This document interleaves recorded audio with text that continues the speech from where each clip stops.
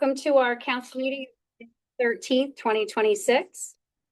This meeting is being held in compliance with the provisions of the Open Public Meetings Act, NJSA 10:4-6 et seq. Notice has been forwarded to the New Jersey Herald. It was posted on the bulletin board maintained in the municipal building and was noticed on the borough's website. Can I have a roll call? Mr. Bongiovanni. Here. Mr. Falcone. Ms. Johnson. Here. Mr. Kukovic. Here. Ms. Rodriguez. Mr. Taylor. Here. Mayor Glante. Here. Moving on, will you all stand and join me in a salute to the flag?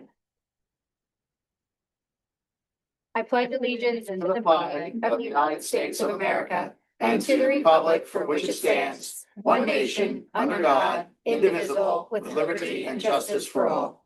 Thank you very much. We do not have any proclamations this evening. However, we have Commissioner Dan McCarthy from the Lake Hopatcong Commission that's here. Good evening, Mayor and Council. Since I was last here in February, I have a short update for you. The weed harvesters should be in the water and running after the block party. They're going to do a bit of safety training first, some training. Then they're going to go into what they call the north and south teams. They're going to start by the state park with 2 harvesters. They're going to send 2 harvesters north, and they normally do get river sticks in this early season process, which is important because I already see weeds coming up, particularly if you're going over the bridge leaving, it would be to your left next to the townhomes. There's a lot of weeds there. At our meeting on Monday, we had gentleman by the name of Justin Razama, who is a fisheries biologist with Fish and Wildlife, come up and give us a rather lengthy presentation. It was close to half hour or so. They replicated a study that they had done previously. I think it was like 2014, if I'm not mistaken, but this study was completed last year. They used gill nets, shore nets, electroshocking. They got all kinds of fish as a result of this. Perch, bass, hybrid striped bass, catfish, muskies. Some of the muskies were huge, probably in excess of 40 plus pounds. 42 pounds, I think, was one of them, which is a big fish. Now, all these fish were released safely back into the lake alive. So the fishery, they said, is very healthy. The one thing they did not get into, which I asked them to look at, was the population of alewife herring, which is a native fish. It's been in the lake for years, and that's the bait fish, which is trapped. The only place that traps bait fish currently is Dow's on Nolan's Point. Many years ago, when I was younger, there was probably 5 or 6 people that would net herring and sell them. So once Joe at Dow's retires, that's going to be it in terms of people, that netting fish for herring for fishing. So we're going to lose our little window into what's going on with the alewife herring, because as the alewife herring goes, so goes the rest of the fish in the lake, because that's their main source of food. The other bit of information is the Citizens Advisory Committee in connection with the Water Level Management Plan was reactivated. And just a little brief history on that. Lake Hopatcong water level is controlled by a water level management plan. The first plan was developed by the consulting engineer who designed the dam and the fountain, Cornelius Vermeulen, in the year 1925. He had been the engineer for the Morris Canal Banking Company for many years, and it was transferred to, when their assets were transferred to the state, they constructed the dam and the fountain. So he came up with like what he thought should be the minimum flows and so forth. And then there's been various water level management plans developed over the years. The most recent one was 2024, I believe. We had one prior to that in 2011. But the Citizens Advisory Committee was created out of a lawsuit that came about in 2009. The various marina owners sued the state and restaurants to stop the drawdown. Well, they weren't successful, but somehow they settled the suit. And one of the settlement features was that they wanted a Citizens Advisory Committee where representatives from marinas, restaurants, the towns could meet and look at all issues lake level, look at the plan, make recommendations for changes.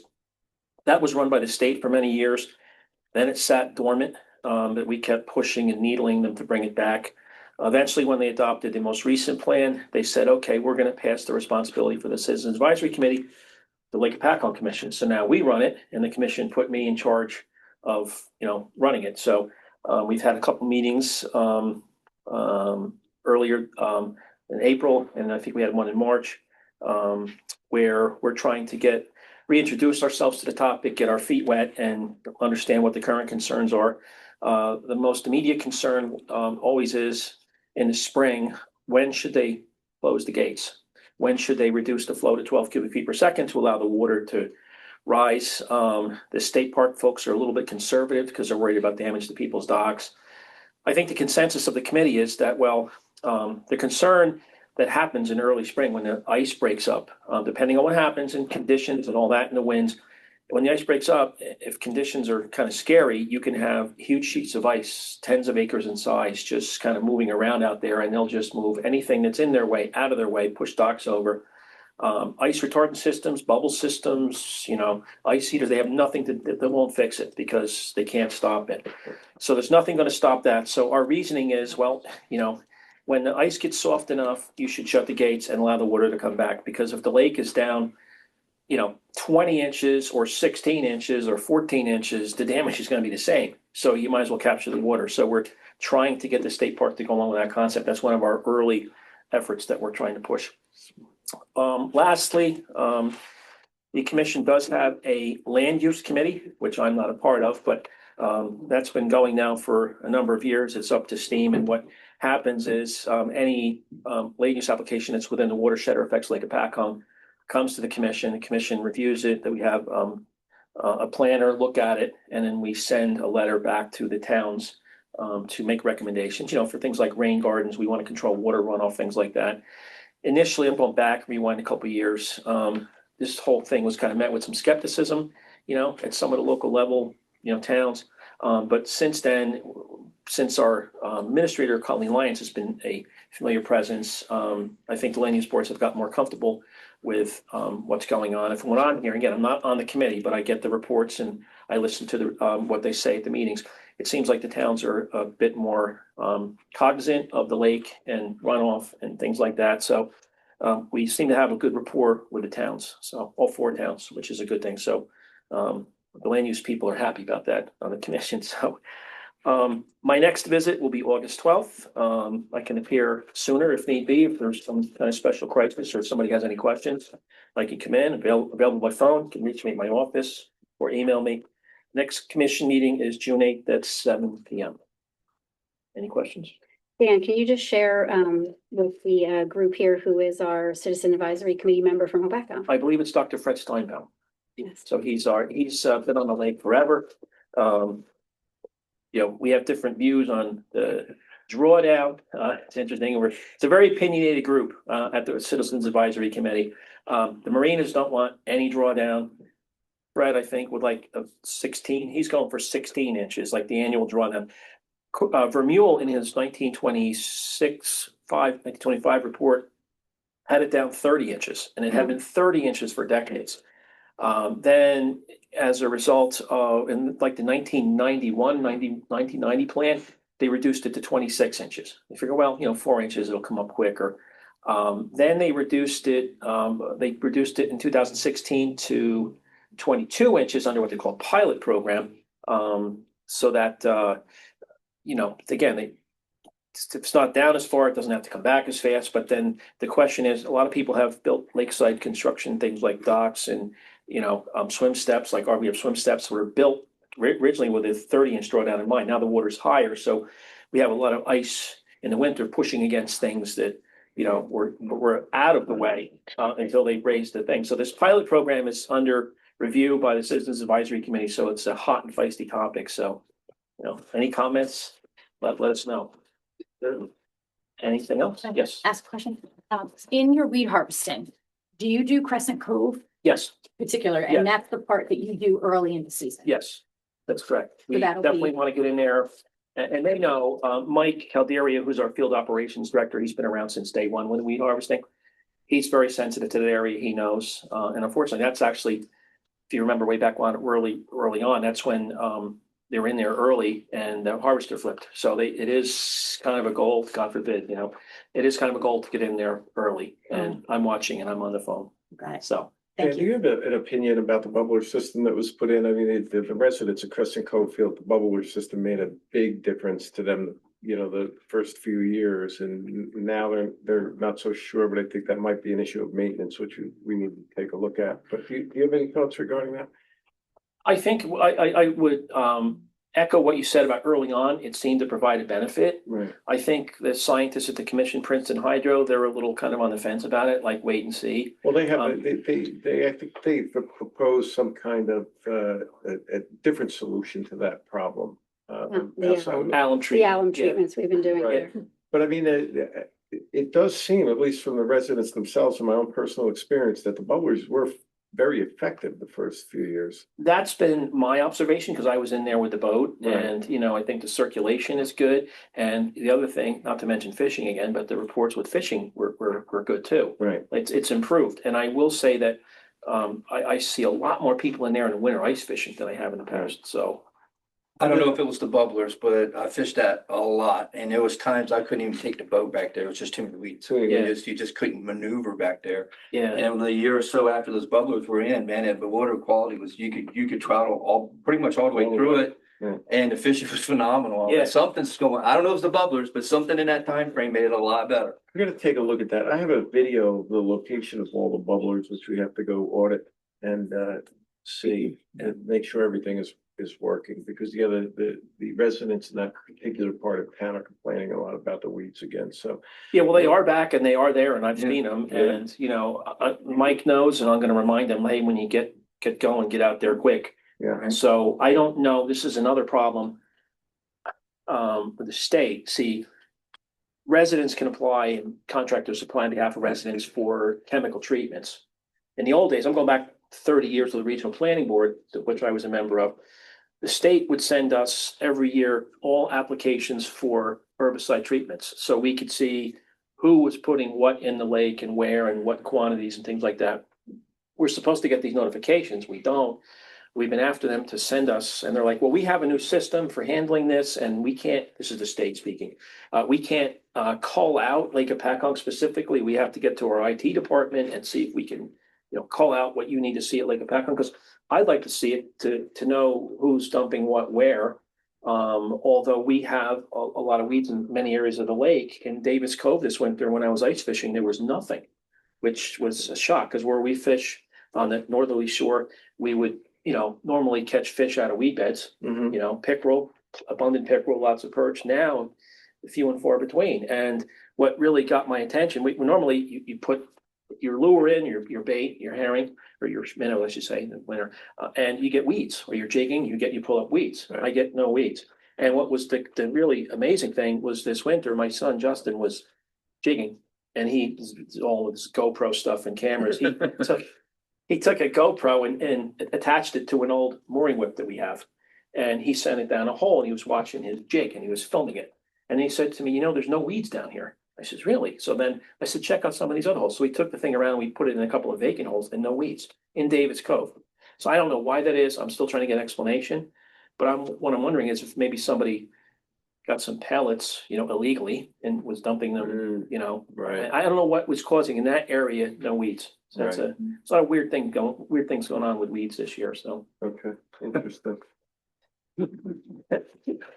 Any other questions, concerns?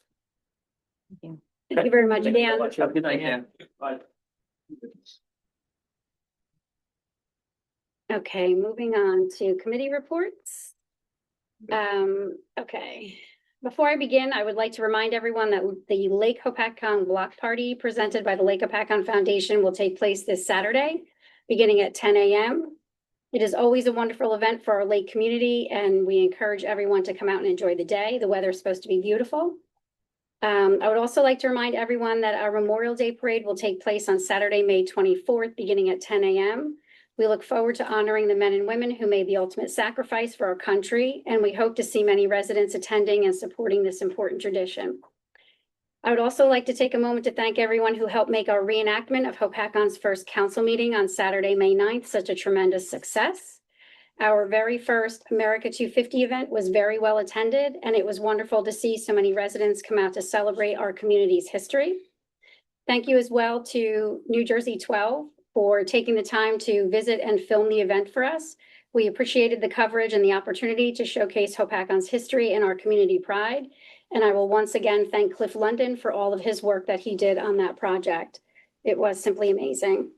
There's a few topics that I just want to touch on this evening. First, I'd like to address concerns regarding the Senior Citizen Center.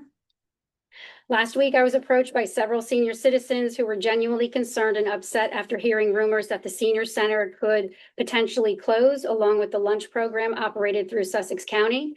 I want to reassure everyone publicly and clearly tonight that there is absolutely no intention, discussion, or possibility of the senior center closing, nor is there any plan to remove the lunch program from the facility. The senior lunch program has existed in Hopatcon for more than 40 years and remains an important service for our community. I have personally volunteered at this center for much of my life, dating back to when it was the Civic Center. Our senior community is incredibly important to this town, and I want our seniors to know that these services are valued and they're supported.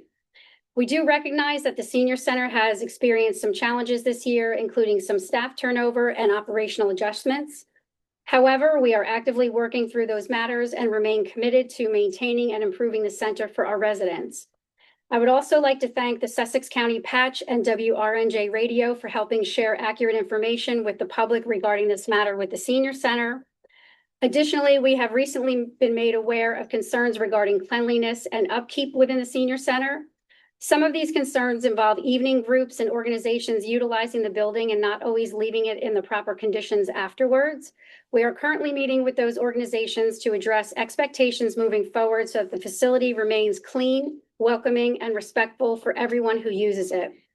We also encourage any senior or resident of Hopatcon or organization using the facility to report concerns directly to the Recreation Superintendent Max or to our Borough Administrator Ron Tappan. Whether it involves maintenance concerns, building conditions, or general issues within the facility, we want residents to communicate those concerns so they can be addressed appropriately and promptly. Next, I would like to briefly address discussions regarding our fire departments. At the May 6th council meeting, there was a new business discussion regarding possible conversations surrounding fire department operations. I want to make it very clear that there has been absolutely no discussion about closing any firehouse within Hopatcon. Our volunteer extremely appreciative of the service they provide every single day. The only action that occurred on May 6th was a discussion from the council for the administrator to begin conversations with the fire chiefs regarding their individual firehouses and their operational matters. That is the extent of what has taken place. Rumors that are suggesting firehouses are closing are simply just false. I would also like to touch base on the pothole repairs throughout town. This year, the asphalt plans opened later than usual in April, which impacted paving and pothole repair schedules for many municipalities throughout the state. Our Department of Public Works has been working diligently to address roadway concerns as materials and scheduling have become available, and we appreciate the public's patience as this work continues throughout the borough. I would also like to provide an update regarding the Bell Avenue water main leak. On May 2nd, 2026, around 10:25 a.m., dispatch contacted DPW about a water leak on Bell Ave. The municipal water attendant was contacted, who happened to be someone who was working at the recycling center, which is a wonderful thing because it helped prevent us from losing all the water in our tanks. When the break occurred, we lost around 10 feet in the tanks in about 1 hour in the break that occurred in November of 2024, and it sent us reeling for several weeks waiting to have our water system recuperate. He then went over to investigate immediately and found that Bell was completely flooded with a massive hole in the road, and the road lifted and heaved in multiple areas. He immediately throttled down the valves by the intersection on Mead Road and Little Chester Road to contain the water loss. Air crew and one emergency call was completed. They started evacuation to find the main, which had a 6-foot horizontal crack down it. They ended up removing an 8-foot section of pipe and installing new section to complete the repair. After reviewing the matter with our municipal engineer on Monday, the recommendation has been made that the entire main on Bell Avenue ultimately be replaced. The concern is that if we continue repairing isolated sections, we may run into the same situation we experienced on Cornell Way, where weaker sections continue to fail over time. While a temporary repair to the immediate issue will be completed, The larger replacement project is expected to cost between $100,000 and $150,000. This will need to be planned as a formal infrastructure project. We're currently exploring funding options and different methods to offset costs where possible. As additional information becomes available from the administrator and our professionals, we will update as we can. We will also be scheduling a future Water and Sewer Committee meeting, so there'll be additional discussions that can take place where they can update the public also. And that was really all that I had for updates. Let's start with Anthony. So on the real estate committee, we have a property coming up for auction this evening, which is wonderful. I believe that one is 12 Esther Street, right? And then also we have a first reading of an ordinance for the sale of 124 Jefferson Trail. So that's another new property that's potentially being offered for sale. So that will be great. That continues to move forward and bring in additional dollars.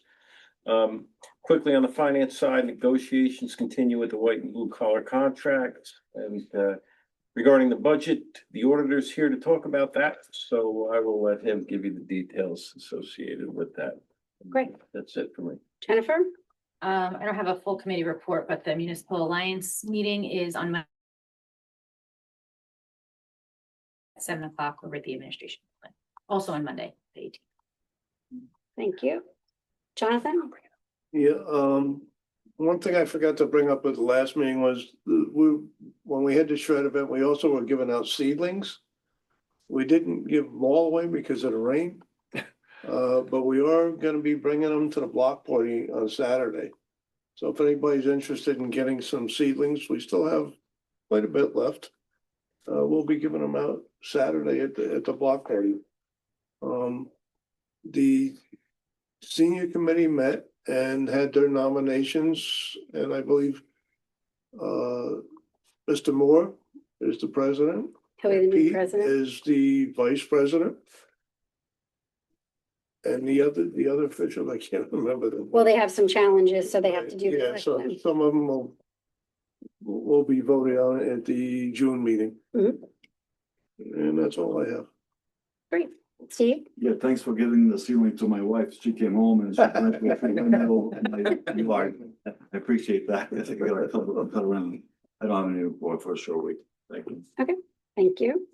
Moving on, we have the sale of block 10210 lot 26, 12 Esther Street, and I'm going to turn this over to the municipal attorney at this time. Thank you, Madam Mayor.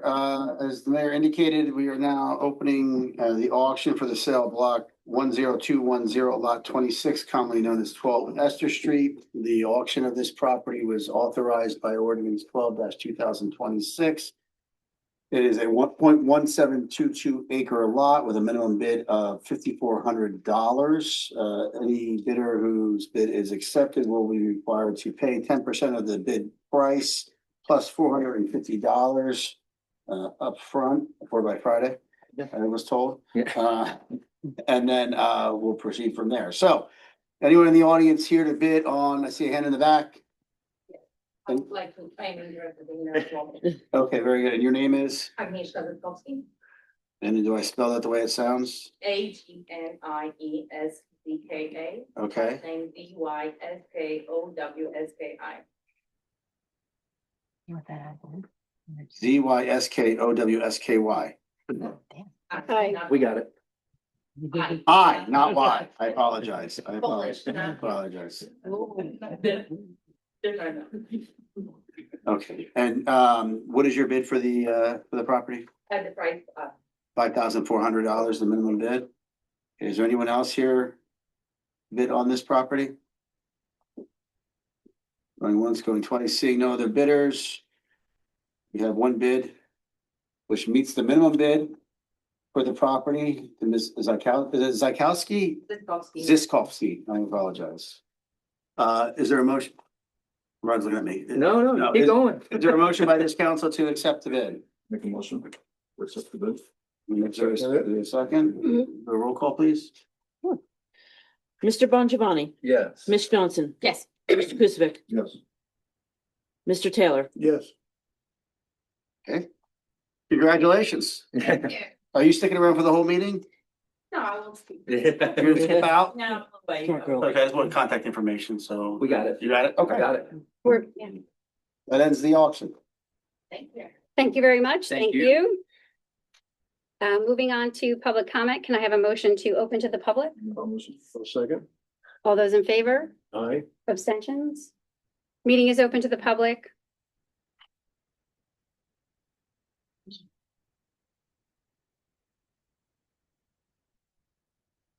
Hello, Lynn Ritchie. I will start off saying I have two topics that I want to discuss, but if you're going to hold me to my 3 minutes, I will wait till the end of the meeting and ask my second topic. Up to you. Good evening, Mayor and Council. And before I start what I'm going to talk about, I just want to briefly say that I'm not an enemy of this borough, and I'm not here in an adversarial role. My intention in speaking is concern, not conflict. I care about the borough and its residents, and I attend this meeting because I want to better understand how our local systems are working and how they can operate more efficiently, transparently, and cost-effectively for us taxpayers. With that in mind, I would like to ask for clarification regarding the borough's participation in the national PFAS settlement and reimbursement processing involving the 3M and DuPont lawsuits. Can the borough confirm whether it has met all the applicable filing requirements and deadlines associated with the PFAS-related claims and reimbursement opportunities, and whether the necessary documentation has been submitted on behalf of the borough?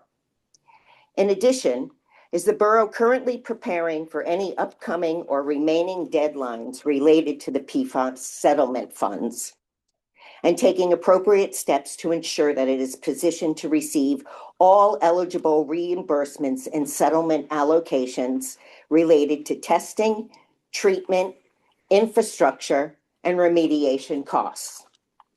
Can the government body also explain what coordination is taking place between the borough officials, legal counsel, engineers, and water system professionals to ensure that no opportunities, deadlines, or potential recovery of funds is missed?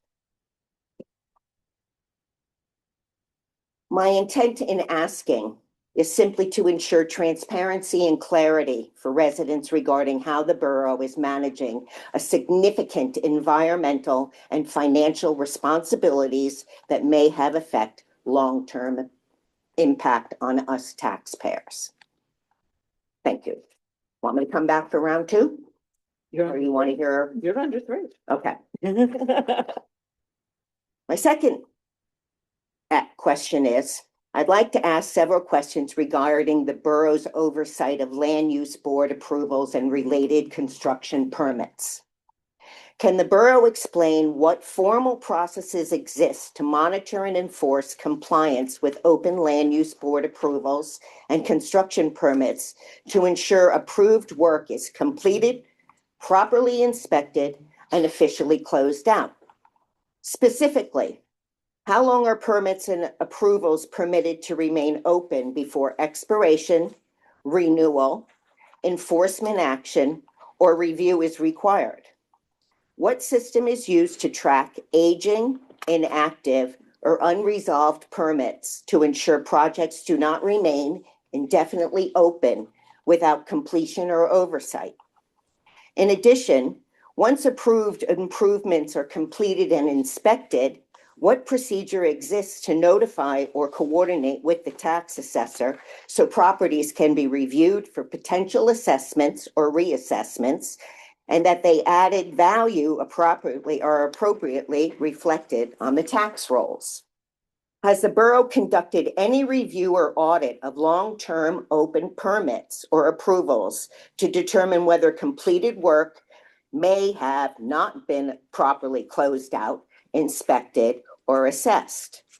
And these questions are related to transparency, consistency of enforcement, taxpayer fairness, and public confidence that the borough approvals are properly monitored and enforced. Thank you. You want my questions? Thank you. Yeah, thank you. I'll give it to the attorney. Thank you. Anyone else?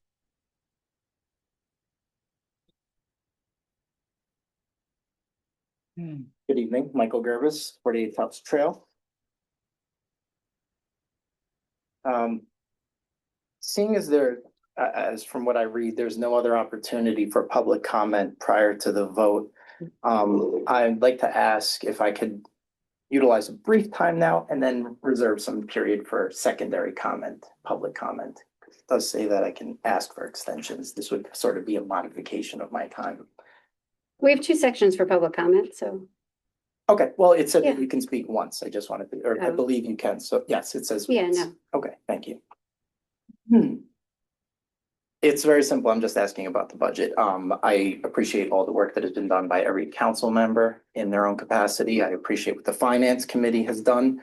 But I feel as though there was not enough time for everyone to review the budget.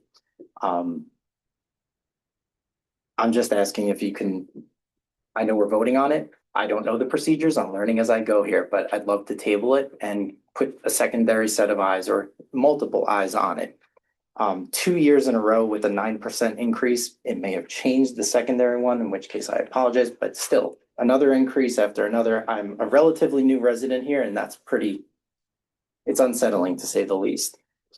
I'm a single father. I am still earning an income, but I know that there are many in this community that are not earning. And I feel that I'm a little upset to say the least about that. So I can only imagine the hardships that they're about to endure.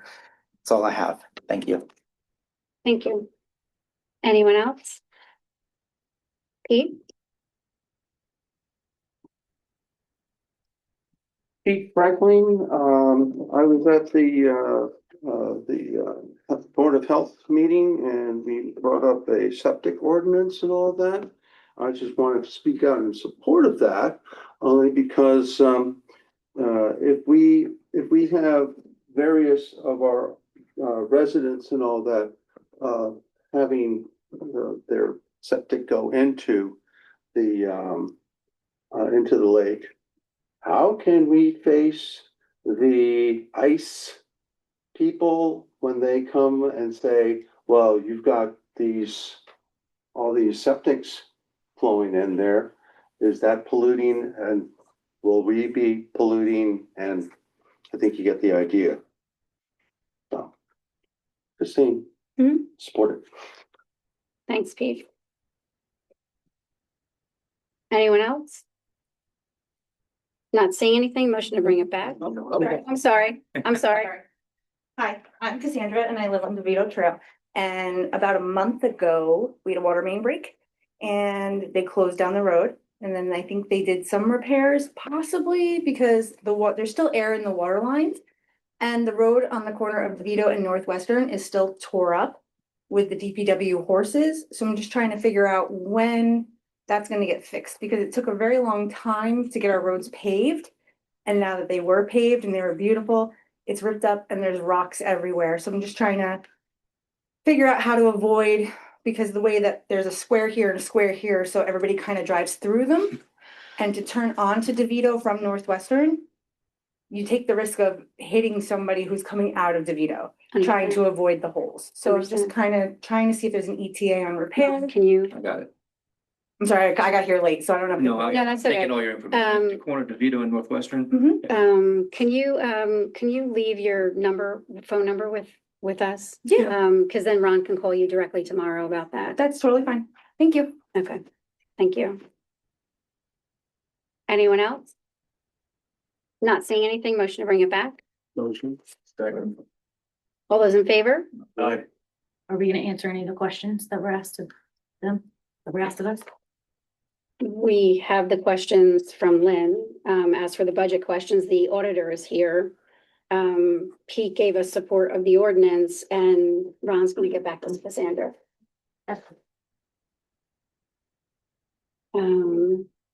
All those in favor, did we say aye? Abstentions? Moving along, we don't have any approval of minutes because we just had a meeting last week. We don't have any correspondence. We don't have a consent agenda. As for the Mayor? resolution. Oh, yes. Hi, sorry, it's Rachel. Quick question regarding correspondence. Are we able, residents regarding Airbnb, is that something that we can move to maybe new business to discuss? So we're not having a full discussion about it under correspondence, or how does that typically get handled? Can you just repeat it, Rachel? Because you broke up for most of the beginning of that. Oh, I'm sorry. I know for correspondence, we have received a couple emails from residents regarding the Airbnb ordinance. Is that something that we can discuss under new business, or should we, how does, like, if we get correspondence from residents, when would we typically discuss that as a governing body? So if you're receiving the emails about the Airbnb, I would have probably had you reach out to Ron, myself, or the clerk to let them know that it's something that you wanted to put on the agenda to discuss. We certainly can put it on a future agenda at the next meeting to discuss for the Airbnbs. Oh, okay. Yeah. No, my question was, do we have any discussion about it under correspondence? Because the council was in receipt of correspondence from residents with concerns. I understand what you're saying. It's just that if everybody didn't receive them, then having a discussion, it would be prudent to have everybody have the same copies of the same things, whether it's the attorney, the clerk, myself, and Ron, just making sure everybody has the same documents so that we can all have the same conversation. So I have no problem if you have those, if you can get them to Shauna so that she can make sure that everybody does have a copy. And we certainly can put it on the agenda to speak about it. Okay, my apologies. I thought these went to the entire governing body from the residents. My mistake. Okay. Do you have that, Shauna? No, but do you have it? So for the next agenda, you'll put that there. Okay, thank you. Thank you. Moving on to resolutions, 2026-14. I'm going to ask to have removed from the agenda because there was a typing type of an error, and we've actually already passed this resolution. Well, there you go. Do I need anything to just remove that? No, it's already been acted on. You can remove it. Yeah, it's already been acted upon, so that's what we're gonna do. So the next agenda we have are new agendas, new resolutions. We have 2026-15, which is a resolution authorizing a temporary budget for the year of 2026. I'll make the motion. I'll second. And the roll call? Mr. Bongiovanni, Yes. Ms. Johnson, Which one was this? This is the. Resolution 2026-115. Oh, no. Mr. Kuzmic, Yes. Mr. Taylor, Yes. Not from Rachel. Oh. You know, I forgot she was there too. Ms. Rodriguez, No. there's no apologies. Okay. Moving on to resolution 2026-116. This is a resolution authorizing a temporary budget for the year 2026 for the water and sewer utility. I'll make the motion. Second. And the roll call? Mr. Bongiovanni, Yes. Ms. Johnson, No. Mr. Kuzmic, Yes. Ms. Rodriguez, No. Mr. Taylor. Yes. Okay, thank you. We don't have a bill list. Moving on to ordinances, we have the introduction of 14-2026, an ordinance of the Borough of Hopatcong, County of Sussex, State of New Jersey, authorizing the sale of a certain property owned by the borough and not required for the public purposes and more commonly known as Block 40414, Lot 39. I'll make the motion. Second. And the roll call? Mr. Bongiovanni, Yes. Ms. Johnson, Yes. Mr. Kuzmic, Yes. Ms. Rodriguez, Yes. Mr. Taylor. Yes. Thank you.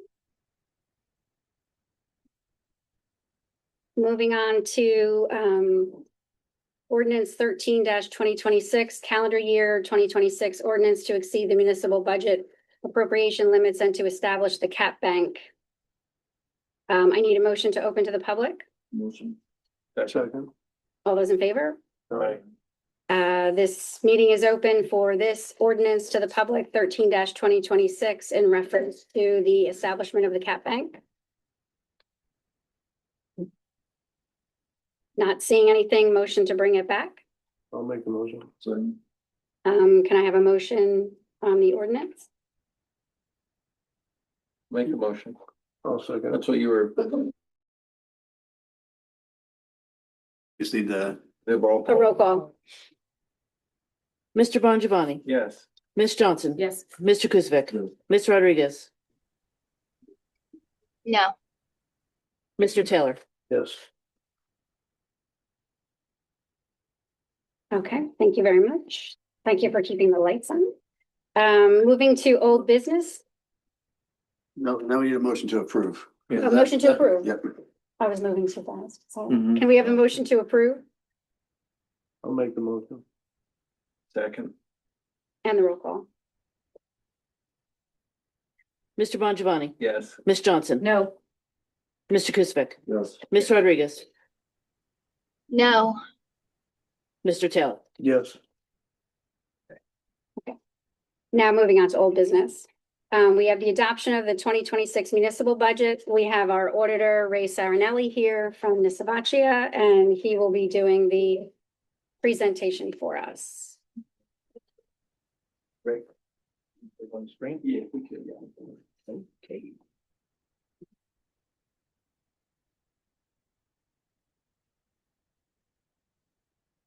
Wait, didn't that so now? I gotta move down the fashion line. Sorry. He sees the screen. duties as a thought. Before you thought.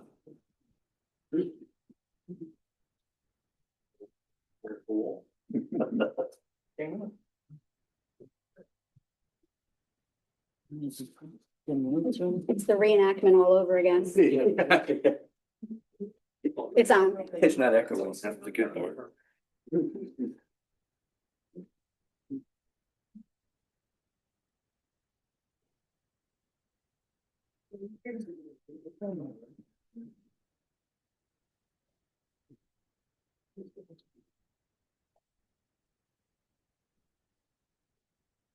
Everybody see okay?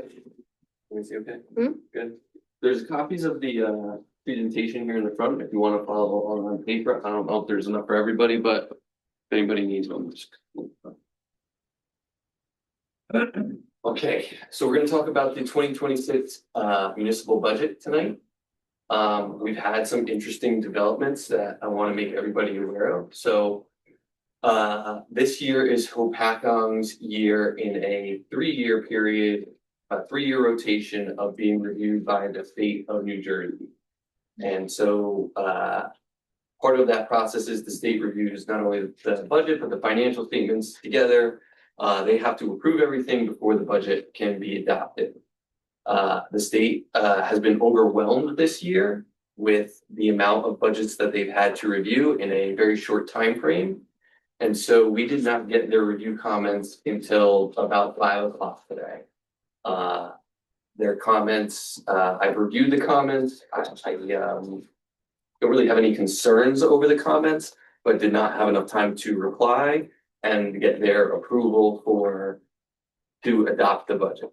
So we introduced the budget. We said we were going to have a hearing tonight. We are still going to have a hearing tonight. Everybody can have their say on the budget, but there will be no vote to approve the budget tonight because the state has not approved the budget for adoption. So that will happen. So we will have to have the hearing and then table the budget for another time. Nonetheless, we're still going to go through the budget and talk about the revenues and expenses and what makes up the budget. We got to where we are right now. So the budget is broken up into, primarily broken up into 2 parts. There's revenues and there are appropriations in order for the budget to move forward. So here's a comparative of the different revenues that make up the municipal budget. Now, this is done in a state format. So these categories on the left don't change. The underlying things can change from municipality to municipality, but for the most part, revenues are incredibly hard to come by for a municipality. It's not like there's a business where there's some new service line where we can generate new forms of revenue. You know, a municipality is designed to operate the way it operates, so it is incredibly difficult to come by new revenues. So you'll see that for the most part, outside of the grants, the fluctuation of the revenues, the local revenues is about $12,000. There was a small increase of 32,000 on the local revenues, and then the miscellaneous revenues are down about 20,000. So roughly a $12,000 change. So the like most places, like most municipalities, the increase in taxation is appropriation driven, right? So we look at the town from the appropriation side and the expenses that we need to keep the town running, and then essentially build the revenues around meeting that plan to ensure that we're providing the services we want to provide. So in this case, obviously, we'll see taxation pretty much is making up the bulk of the revenue increase for the appropriations. So we see taxation in the current years in the introduced budget is 15,963,000 as compared to 14,546,000, which is a $1.417 million increase.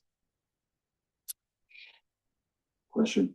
I was going to say, why'd you add like the cents on the grants on 2026 and versus 2025? It was very confusing. Sorry, I made a mistake. Okay, because I tried to go through everything and get rid of the cents to make it easier to look at, but yeah. So I got excited the first thing when I saw 20 million, but. So one of the things, so I'm glad you brought up grants. So grants are a tax neutral portion of the budget. When you increase the revenue on grants, you also equally increase the expense. So you'll see when we get to the expense side that there's an $89,000 decrease. And grants are unique in that they're one of the few reasons that throughout the year you can change the budget for grants to insert them into the budget and spend them throughout the year. So your town, like most towns, the 110,000 represents the full year of grants from last year. So hopefully that number by the end of the year will be similar. And I just threw the 88 cents in there to make sure you guys were paying attention. So we will talk about taxation and what that means, to a local resident and the tax rate and things like that further on in the presentation. So this is a breakdown of obviously the previous page on what makes up the revenues, and obviously taxation is a huge part of that. Fund balance is another part, which is why it's so important to try and maintain the fund balance, keep the fund balance in a healthy place, not overly utilize fund balance, because as fund balance changes, it can put more of a burden on taxation. And we want to try and keep the usage of fund balance steady so we stay in good financial health so that we can keep taxes as low as possible. The most unfortunate part of that slide that we see there is the aid/energy receipts tax. That's basically state aid. The state aid has really, they like to call it state aid. It is not state aid. It's your money. It's called energy tax receipts. The energy companies pay fees to have the electric lines through the state of New Jersey. And instead of having the towns collect it, the state collects it for you and distributes it to you, as a service. That aid number has not changed since 2008 when it was decreased. I can guarantee you that the electric companies are not paying less money than they were paying 20 years ago to have the electric lines to the town.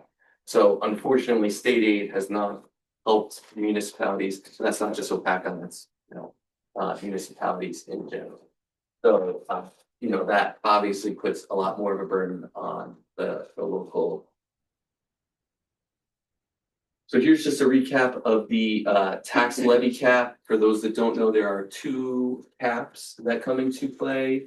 There is a revenue or a tax levy cap, and then there's appropriation cap. These are designed to try and limit how quickly the budget can increase and how much taxes can increase. So the tax levy cap would allow you to go up to $15,963,962.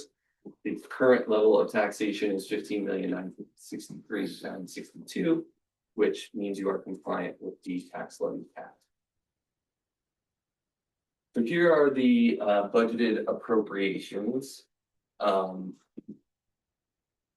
As you can see, other expenses are the primary driver of the appropriation side.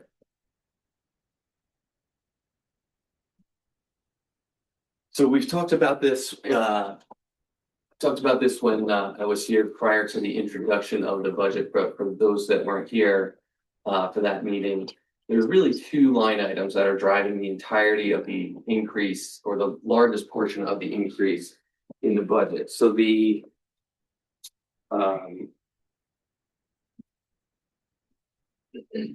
garbage contract that was settled in 2024 is now finally being budgeted for properly.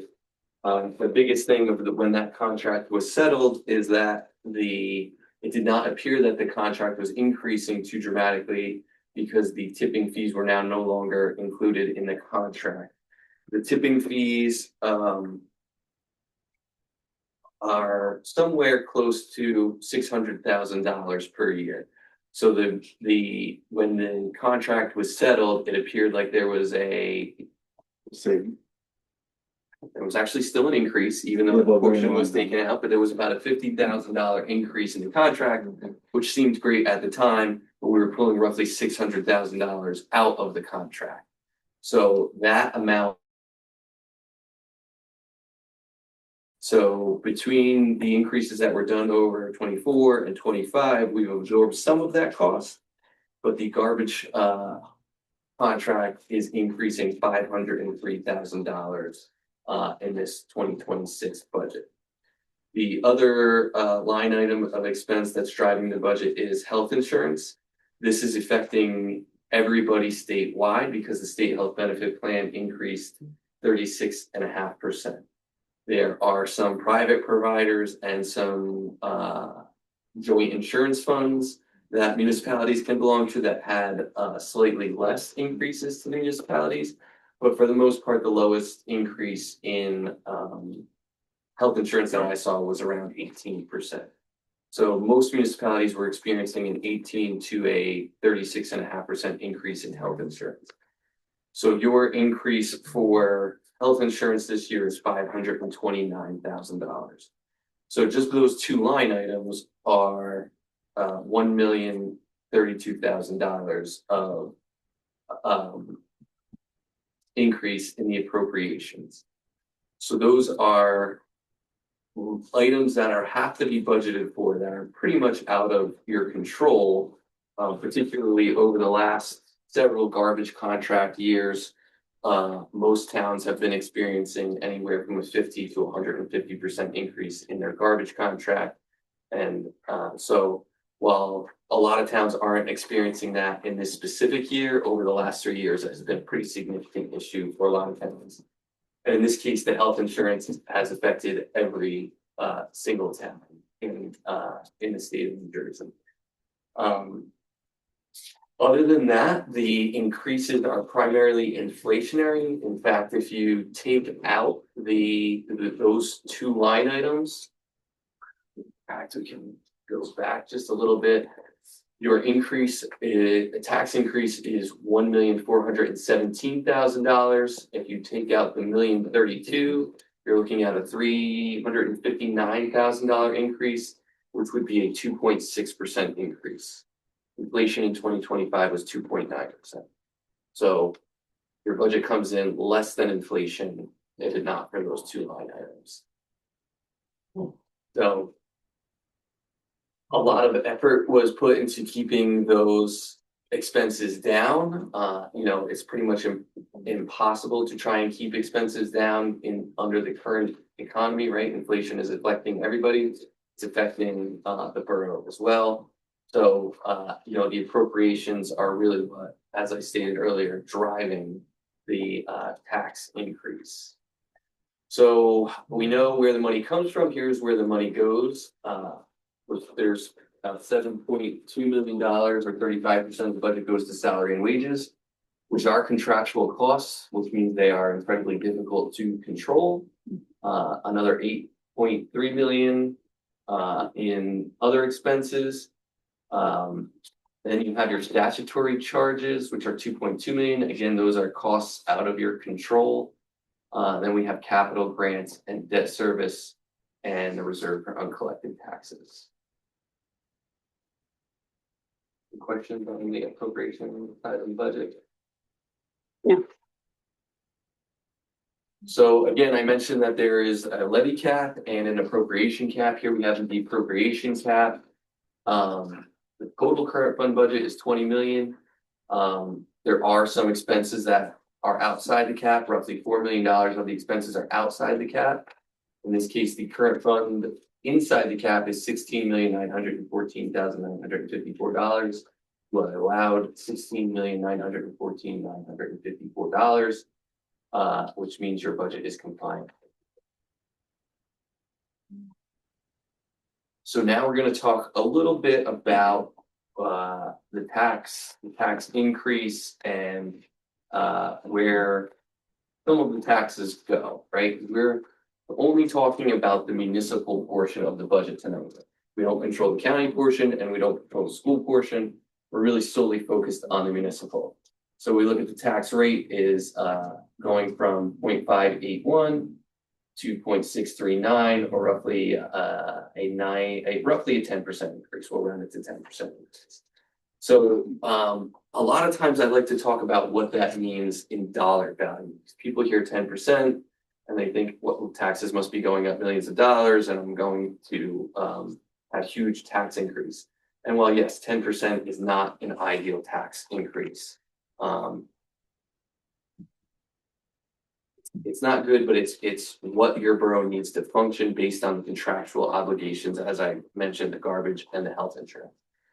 When you break that down to how it affects the average taxpayer of what you control, which is the municipal portion of the budget, the tax increase is $18.50 per month, or $222 total for the year. Not ideal, but you hear 10% and you think it's going to be thousands of dollars more. It's $18.50 more per month. And what was the total for the year? $222 for the year. That's on the average house. On the average house, We use an which 80,000. we're looking at right there, which is $380,000, right? So again, when there's changes in assessed value, that can also affect your how much you're paying in taxes. We're obviously seeing not a huge fluctuation in assessed values. Assessed values are relatively flat to the point where the average assessed home is within a few $100s of what it was in the prior year. So essentially what's happening is the municipal portion of the budget is going up $18.50 to a taxpayer who owns a home that is valued at $380,000. If your house is worth double $380,000, it's $37 a month increase. Just for the municipal taxes. That's not including your school increase and your county increase. Only what we control. I'm only presenting to you what we can control here. And as you see from the breakdown, the school is about 50% of your tax increase. The municipality is about 25% of your tax increase, and the county is roughly 20%.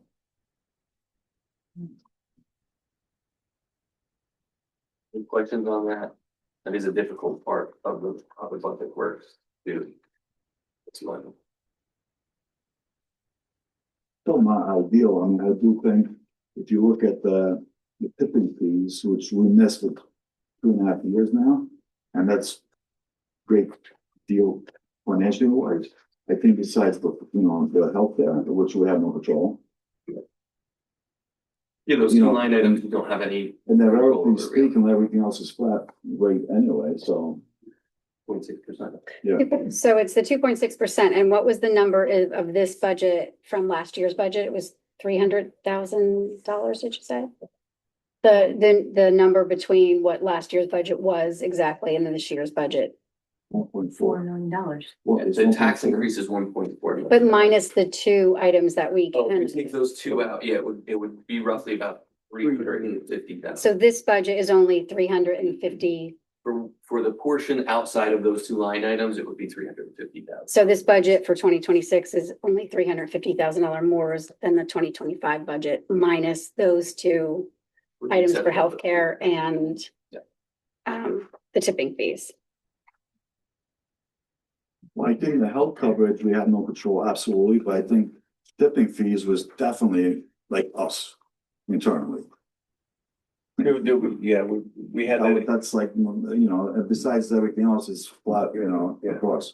We always had the option to leave the health benefits plan, so like, we don't control what Well, they're we did. increasing. No, we're doing it now, but I'm saying it could have been done earlier, it could have been done sooner, not, I'm saying any governing body could have done it sooner. What the So- tipping fees when we did a contract in 23 too. No, I We know did. that. So I don't want to say it's completely out of our control, because I think that's why we have to monitor these things to be like, hey, the state health benefits plan is trending upwards. We should look to vacate it, not wait until we're here at this point. So it just thinks. I would agree with that, Forward. but I do think the changeover in the administration with all the changes that we've had over the last 2 years certainly didn't help our ability to be proactive with a number of these things. And I think, you know, now that we have Ron on board, that's when things really started moving in a much Oh, more yeah, no, positive this direction. isn't about the administration, but us as individual council people, like, there's nothing stopping any one of us from researching costs going up. We don't have to rely solely on one person to do that research for us. That's why I feel like we should have, we all need to pay more attention to the rising trends that we're seeing, that's all. It's not the first year the state health benefit plan has gone up double digits. Last year it went up, I think, 25%. The gas prices keep going up every night, and I go to sleep, I wake up, the gas price goes up, so I mean, there's certain things you can't control. You Getting know, out. but I do think administration, I think, you know, tipping fees and the in-house things that's definitely we could control. Yeah, since 2020, state health benefits has been trending upwards. That's my point. It's not just the last 2 years, which I know we want to harp on. It's longer than that, but sorry, right, not to continue beating a dead horse. Well, just to give you information. So I work with 15 different municipalities and counties. Only one of them changed healthcare providers prior to 2026. And I spoke to a lot of people who knew that this was coming. They said, and it makes me put my tinfoil hat on a little bit. They all said the exact same thing. When we talked to people about it, they said our claims experience was bad and we shouldn't move. What? I don't mean like one or two people said that. Every single person I talked to said the exact same thing. Right. So I don't know why everybody's saying the exact same thing, but you're not alone in the fact that you didn't move, even though you knew the expenses were rising, because sometimes you're advised not to. Right. You know that when you're looking to move health insurance companies, they don't necessarily look at your employees and what they can pay and what they can do. They look at what your claims are and they determine whether or not they're going to take you on as a client based on what your previous claims are. I know that's what they do. It's just interesting that everybody had the same Yeah. exact. I think because everybody's being turned away. Primarily, Ray, because everybody that's in the state healthcare plan had bad claims. And that's why they're in the state healthcare plan, because the other providers were not either going to cover them or they got too expensive. So years ago, the state healthcare plan was very economical. It was nice to be in. They had very small increases. Everybody in my rule said that somebody's got to pay the piper one day, because all these people coming in, all these different municipalities and coming in with terrible claims, is somebody's going to have to pick up that bill. And here we are. And we only went into the state health benefit plan in 2021.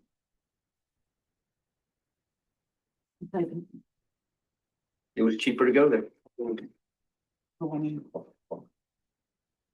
So those are the highlights that I have on the general fund budget. Also talk about the water utility and the sewer utility. Unless anybody has any questions quickly. So similarly, the water and sewer utility budgets operate the same way. There are revenues, there are expenses. Those revenues and expenses do have to balance in order for the budget to pass. As I say that, I look up and the 2025 does not balance. So what happened in 2025 was water main breaks. We had to do some emergency repairs. And so what happens is you do an emergency that needs to be funded in the subsequent year. So you're basically spending money that you haven't raised through the budget. So we have to raise it in the budget in 2026.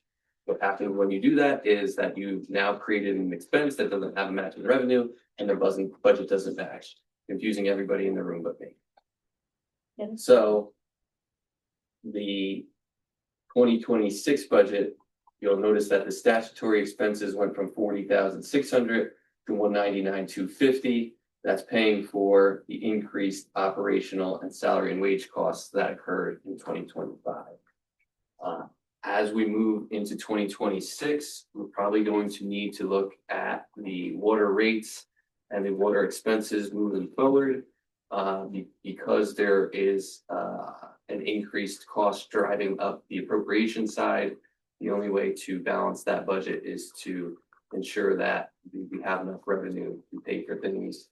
The only way to make sure there is enough revenue is to make sure our rates are adequate to support that amounts of revenue that we need. So you're saying the rates that we currently have are not going to support? More than likely, no. Ray, can you comment too, that each utility has to stand on its own? Yes, so they need to be self-liquidating. They, like I said, they need to balance every year. There's really not, there's only in desperation can get other funding sources like the current fund to fund our utilities. And we don't want to go down that road. Right, it means we've made mistakes. So we'll need to address that sooner rather than later.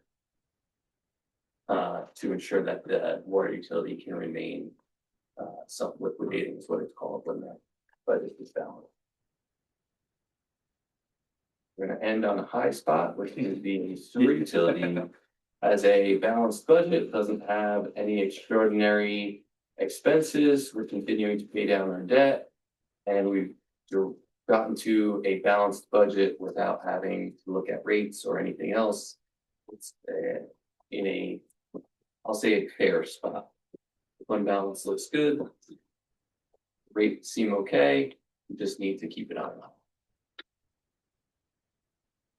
Good. That is the entirety of the budget. We need to have our hearing and then we go for next year.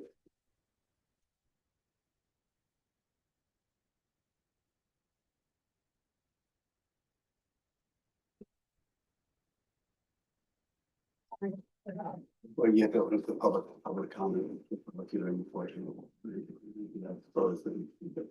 Okay.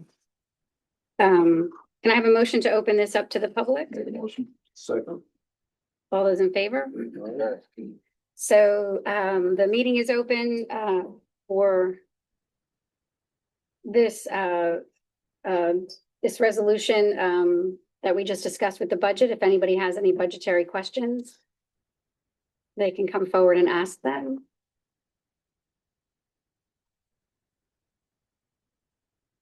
Not seeing any. Motion to bring it back. Motion. All those in favor? And then can I have a motion to table the adoption of the 2026 municipal budget? Make a motion. Second. And the roll call? Mr. Bongiovanni, Yes. Ms. Johnson, Yes. Mr. Kuskovic, Yes. Ms. Rodriguez, Yes. Mr. Taylor. Yes. Mayor, can I make a comment on that Sure. as well?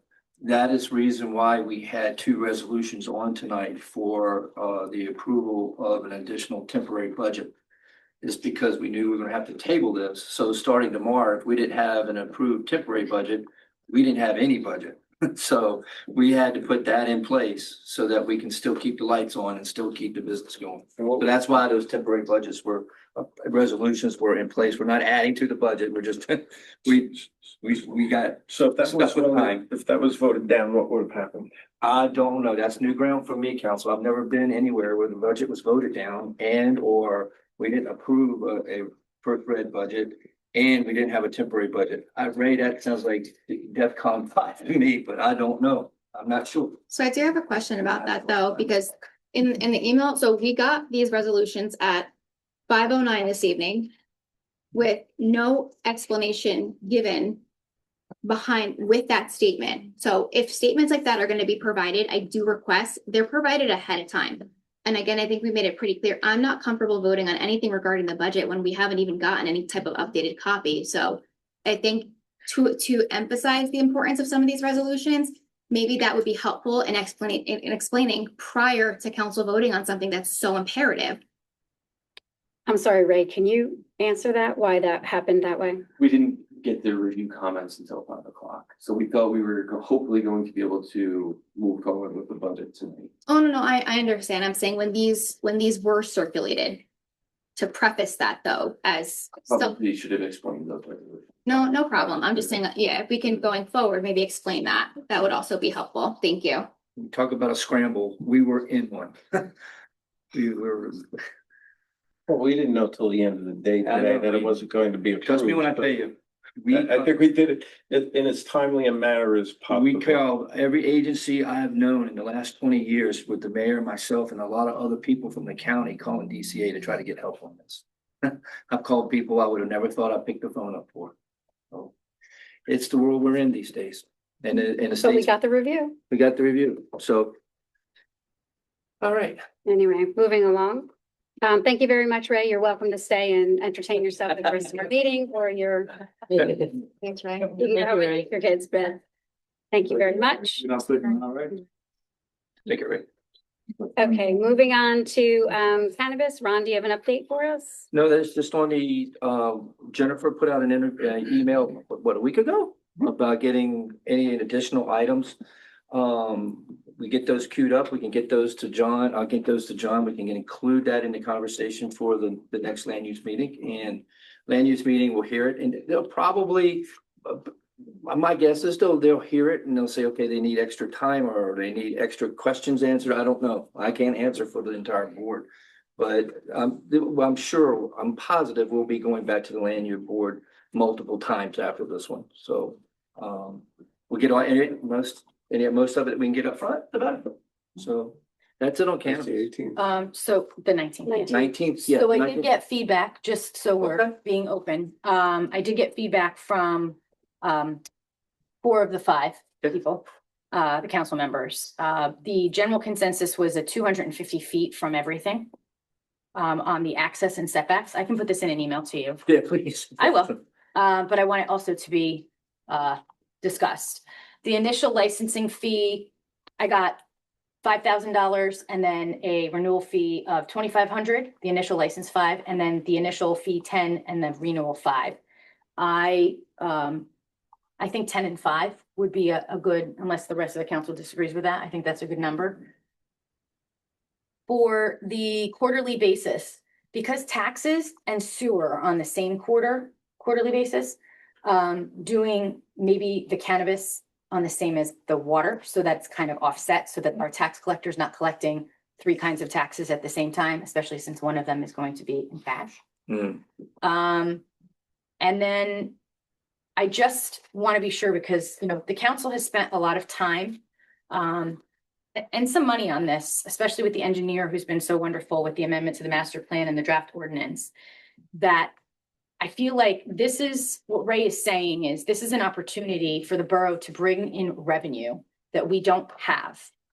And it's important for the stabilization of our taxes and to rely less on taxation than we can rely less on taxation moving forward. There's a potential for that. So I kind of wanted to get a feeling from the council that if the land use board comes back and says, we're not passing on prohibition ever, it's never going to happen, that we as a governing body are going to vote to push this through for revenue, for potential revenue for the borough, so that we can rely less on taxation. But I think it would be important to understand that the land use board does not approve of what their concerns are, right? Before we tell you that we think that we want to override what land use says. So I think it'd be prudent to hear where they're at with it. I would want to hear what they have to say. Oh, I absolutely want to hear what they have to say, Before but I think, make any decisions. I think Could it you would guys be, foresee any concerns? I mean, you've both spent many years on land use. Could you foresee any concerns that they potentially have? You worked with them before. I think that the 250 feet is not gonna pass, I'll tell you that right now. I think it needs to be more than that. I think the minimum, in my opinion, needs to be 1,000 feet. Okay, so on this map is 500 feet that John provided with us. If you did 1,000 feet, that would be the entire borough. You would prohibit all of it. All these red zones would be twice as big as they were. Twice as big. This is 500 feet. That's 500 feet. 500 feet. Yeah, 1,000 feet. 1,000 feet is the whole borough. By the way, I won't be speak for land use, let the land use, you know, when they have a meeting anyway, but taxation from 78% down, this is not gonna drop it that much. You know, I mean, it's gonna help, yes. Listen, we're looking at a 9.74% Yes. increase on our budget, so I think that anything would help. I get it.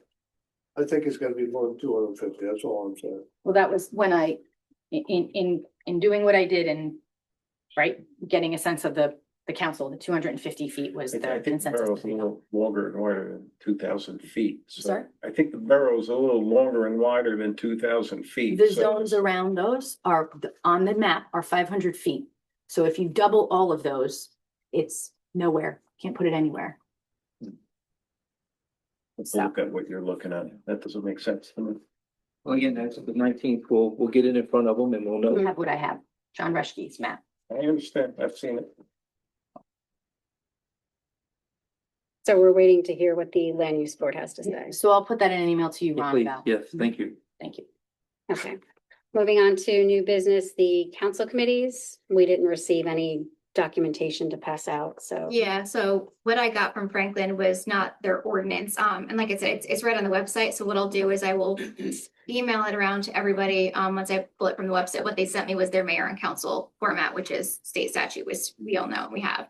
But basically just a discussion I wanted to have to kind of see where the council's head was at with council committee formations. In future years for future councils, whoever may be up here is, right now, the mayor gets to appoint the committees.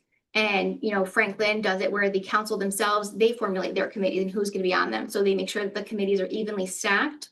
And there's an open discussion and open meeting. So not one person, whether it's a council president or a mayor, is kind of assigning the committees. So council gets to have the discussion in public and say, hey, for the next year going what? So is anybody in? We had this discussion early on, and I think, going back to last year, we went back and forth regarding the committees. And we spent so much time on it, and these are like internal struggles that we're having, because if you look at the beginning of the year, the mayor appointed committees were stacked from here to down here, and then if you look at Jennifer's version of the committees, it was stacked from this side all the way down to this side. So when you take a human element and kind of let's ask them what they'd rather do, that's where you're gonna get. Everybody has their favorite person that they want rather deal with. I personally don't want to be overburdened with some of the committees. I have my couple favorite committees I'm passionate about, and I would like to commit my time to it. Just like everybody else up here volunteers pretty much. I know I do. I'd rather not be on 9 committees because I'm not effective. Nobody's effective. I know some people want to be on some committees, some people don't want to be on committees, but there's also people that don't interact well with those committees either. So the most important thing that I could suggest is if you want those committees, you actually have to do a job. Actually do, like, not just kind of like sugarcoat it and avoid the issues, the real issues that come up throughout the year that you need to address. That's my only comment to that. But yeah, I do agree that it should be more fair. It should be more fairly balanced. I think it should be where if you want to be in the committee, then you should be in that. But you should also be you should bring value to that committee. Right, Not that's just why, because yeah. who you are, whatever. I 100% agree with that. When I was a department chief, I appointed committees according to their abilities.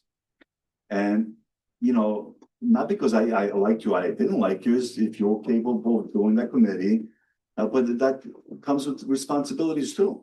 Mhm. You can't just ignore the fact that department heads are doing certain things and you kind of ignore it and as a committee and don't do nothing about it. That doesn't help the situation at all. Right, and I That was my know, comment. yeah, I know, I was just looking at Stanhope's website last night. Their committees are very interesting in the fact that they only have like 4 or 5 committees, but that committee, they have like infrastructure. So whoever is on infrastructure, this is just an example, would be like water, sewer, like DPW, like the roads and stuff like that. And that makes sense because they kind of like at some point all intertwine with each other. So again, it's just something that I wanted to bring to the council to kind of feel how everybody felt about it, you know, and we can bring, I guess this would have to go, well, how's the rest of the council feel about it with council creating council committees and providing the report, the committee reports? Well, we had a lot of discussion in the beginning of the year of council committees versus mayoral committees. It doesn't really make a lot of sense to have both. We would have a lot of duplicates and all that. I do agree, it would be very good for council to have input into the committees themselves, what they like to be on, what they can be, what they feel they could be effective in, so on and so forth. I also think though too, that the mayor's office should be part of that discussion as well. We have professionals that oftentimes need to participate in these committees, right? So that has a cost associated with it. We want to use, you know, do the things that we can as efficiently as possible. So I think, you know, I'm not necessarily in favor of of only the council creating the committees. I think it needs to be a collaboration amongst all of us, and then we utilize the best resources that we have in the most appropriate places. And let's work together to make that happen for next year. It didn't work out as well. Some people are very unhappy with the way that turned out. I think the mayor did ask for people's input after the committees were created. I got it, right? But did ask for people's input on the committees so that we could readjust. And the mayor, from what I understand, and Mayor, you could correct me if I'm wrong, but he got very, very little input on that. I would like to take a different process going into 2027 so we can put something together that's very effective in the town, because I think that is the part that's most important. What can we do to put together committees that gives the town the most efficiency, productiveness, and allows us to work together on the things that we need to do. So we all have different levels of experience in different areas. There's some committees I could be very good on, and there are some committees I'd be very poor on. I think we need to look at that, but let's try and do that all together. I'm not in favor of only the 6 council people picking the committees themselves. No, that, yeah, for the governing body, right? It would be an open discussion, and the mayor is on all the committees regardless. She's a member of all the committees. Again, this is going back like almost 2 years now, and when we discussed the side left to right, I approached some council people. They didn't want nothing to do with that, and I pleaded with them saying, let's kind of like come up to a rational reason to a balanced system, and it got nowhere. So just like the tipping fee, we could start now arguing about committees for next year, and hopefully that'll give us enough time that we could hash that out. But this is just getting a structure in place. So like by the end of the year, right? We have a structure in place. It's kind of, it's all lopsided. But it's a structure in place where everybody's feedback is taken into consideration. That's what I think Rachel's trying to say. Well, let's see the ordinance. Let's get the ordinance, and then we'll have something to work from. Okay, and we'll see how that differs from, you know, how we did it last year, and then we'll, you know, we'll vote on it and come up with what we think works for us. So I haven't seen the ordinance, so I have no idea what it says. You know, but I'm always in favor of doing things better. That's for sure. So there's certainly always room for improvement. I did mention earlier in the year after the committees were made that if anybody was interested in changing, to get back to me, and I really didn't hear from anybody. So we kept the committees exactly the way that they are. I would make the suggestion that if we are looking to change the committees or change the way that we're actually doing committees, that that's something that we do heading towards the end of 2026. At this point in time, a lot of the committees that exist, we're already established in a lot of the different intricacies that are happening within the borough, especially with finance and water and sewer and DPW. I would not really want to change any of those things, so I would really just, ask that we wait till a little bit later in the year before we actually start moving things around. In the meantime, we can always ask the administrator to have someone on staff pull different things to see what's happening in other places and compile something so that we can have something else to look at too. So like Anthony just said, going into 2027, we can have a much better handling of the committees moving into 2027. Yeah, no, the committees, there's no suggestion of changing committees for this year. This would just be getting the ordinance in place, get something structured, because it's gonna take us that long to probably do that. And then going forward for future years, there's an agreed upon process in place. So This council can't affect what future councils do. no, Just so you know, this council can pass something, but a new council, a new mayor, anybody can always alter those. Whatever is set, whatever is changed can always go back to the original state statute. This is just an agreement about councils between the mayor and the council that we're moving forward with. Just so that's pretty clear. But I think it's a great idea, and I would again ask Ron to task them to get us all the information, the current ordinance, and we can start getting that out to everybody once that's compiled. Okay. Can I bring it? I have something that in my head just came up, two things, just two. Would it be with the tipping fees the way they are and being proactive? Would it be prudent for us to look into bringing garbage back to the borough with all that we're spending on the tipping fees and the garbage contract? Would it be in the best interest of the borough to bring that back here?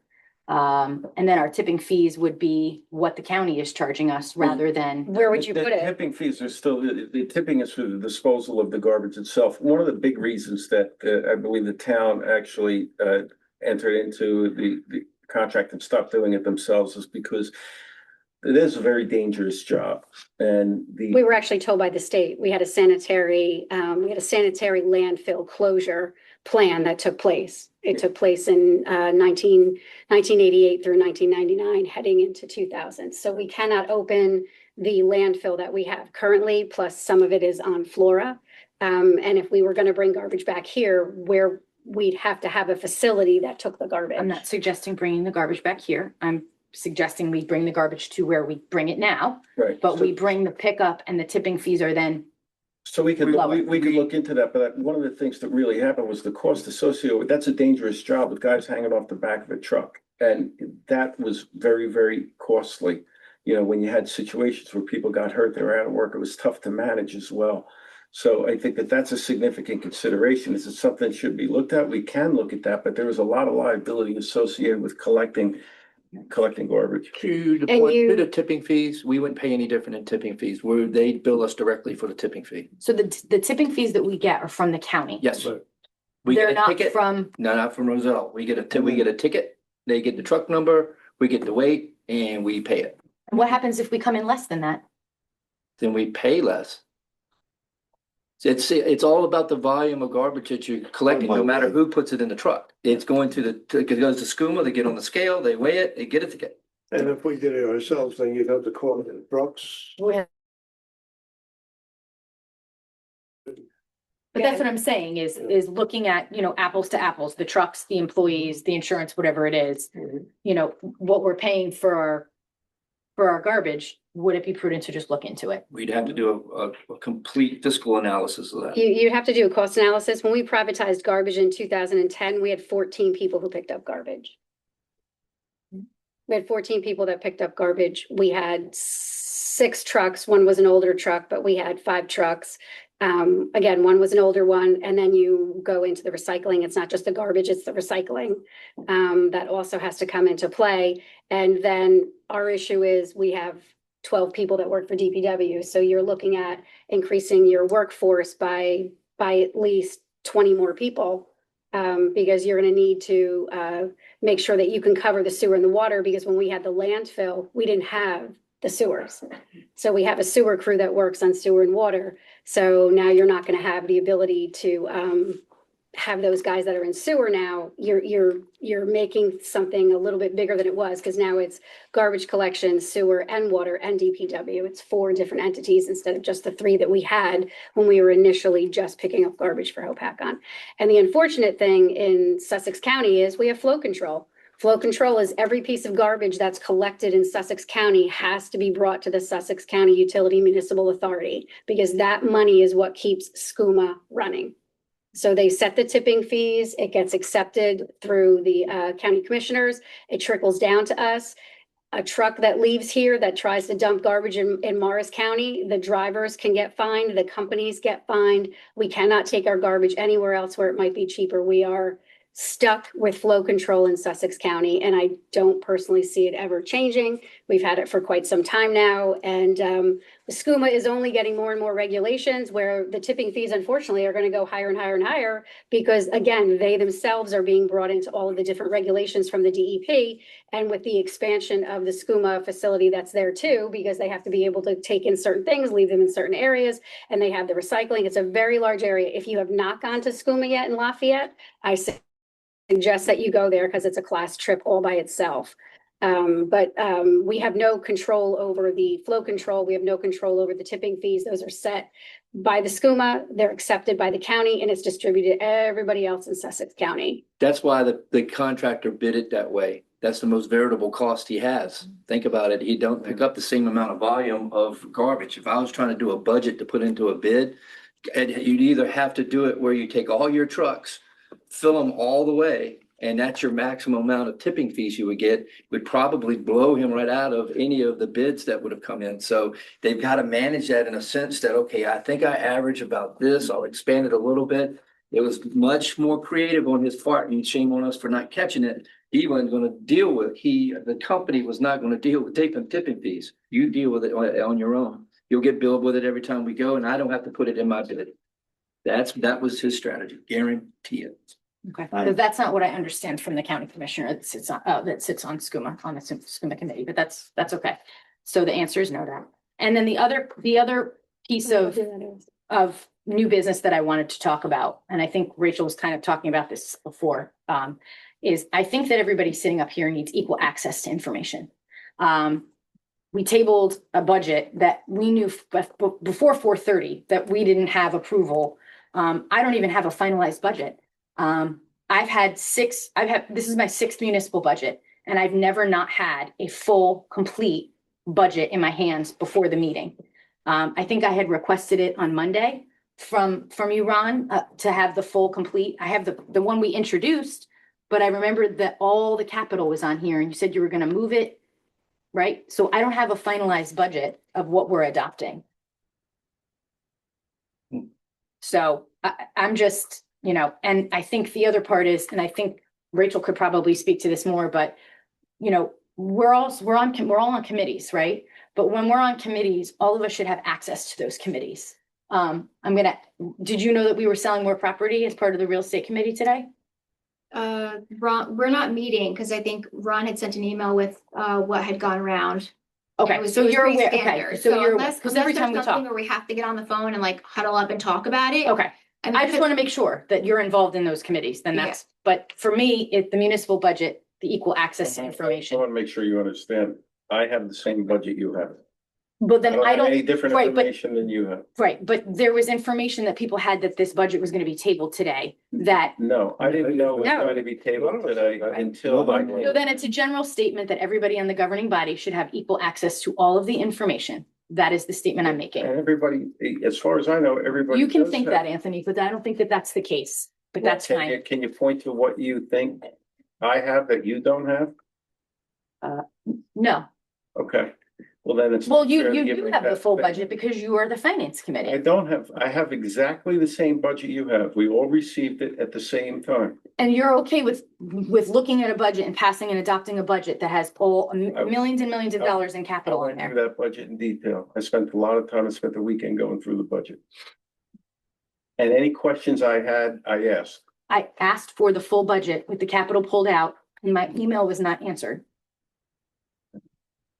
I'm just simply saying to you, I have the same data. That's fine. you My have, so- statement is a general statement that we just- all have equal access to the information. All right. I That just is my want to Make statement. it clear as far as finance is I hear concerned. you. I hear you. All right.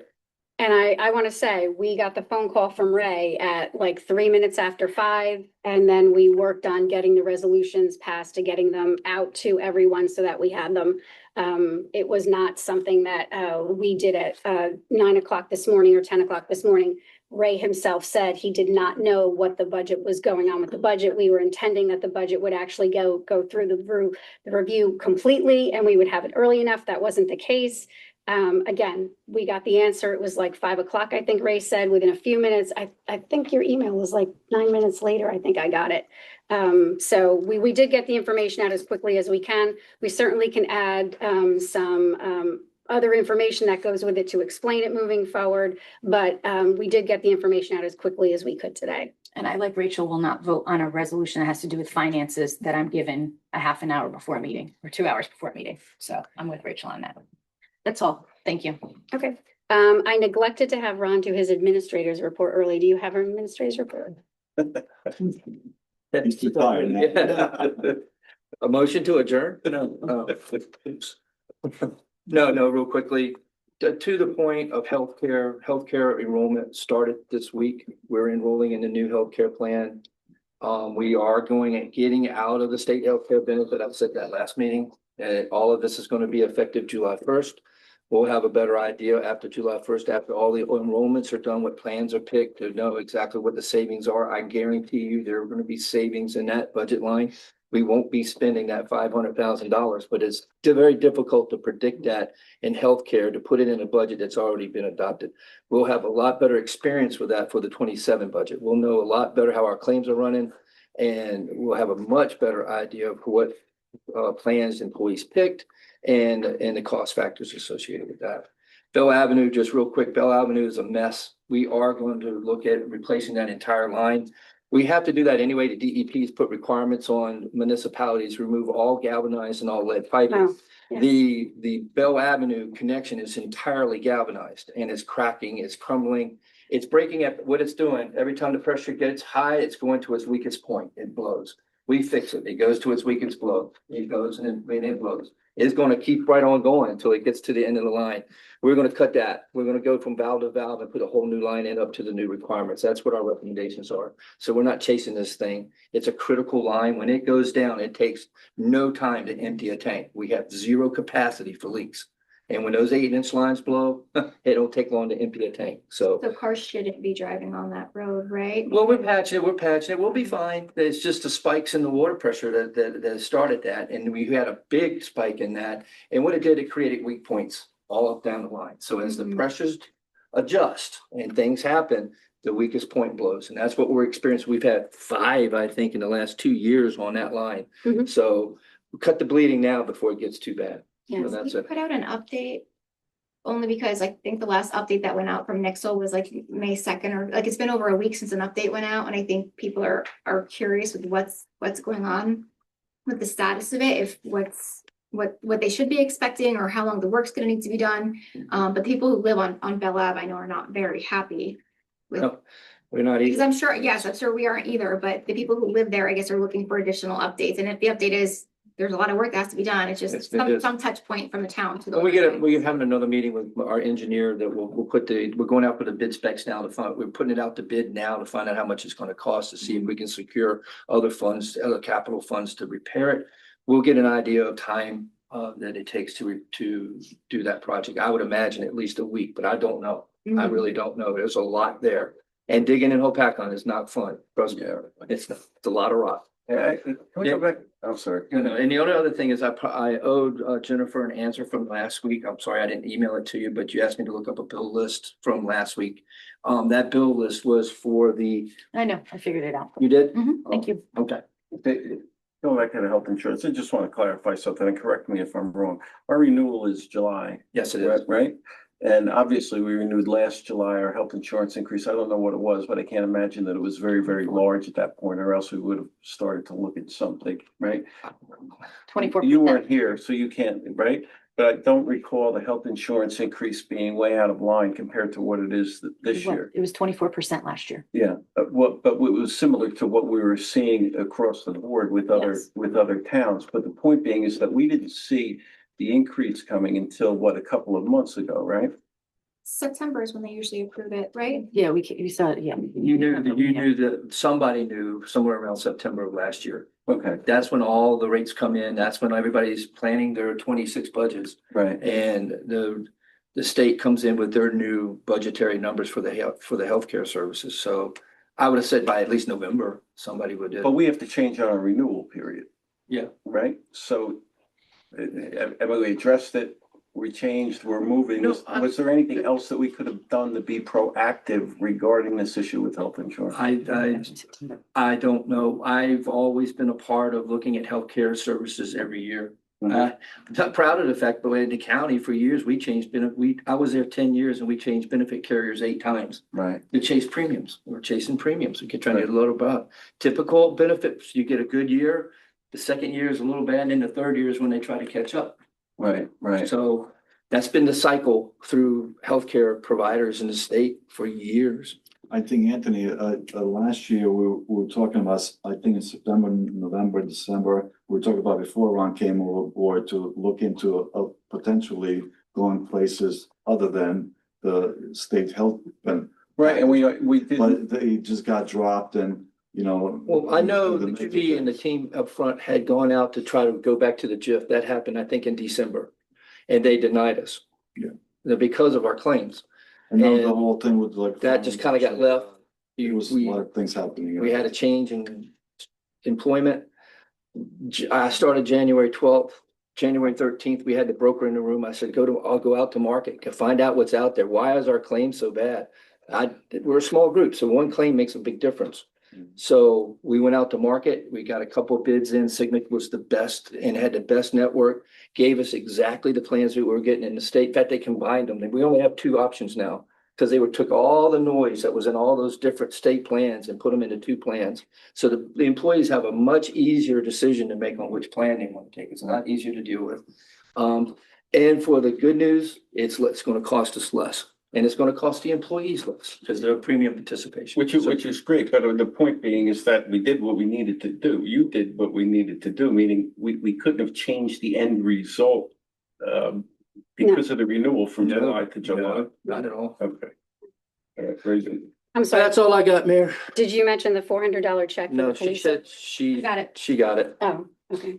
Just want to make sure. we got that. I was at the GIF meeting today. Our general liability funds are healthy. We're in good shape. We're not, other than a few car accidents during the winter time, we had some issues there. But other than that, we're very healthy in our general liability and workers' comp claims and such of that. We're healthy in that regard. So that is all I have. Do we have an MSA update?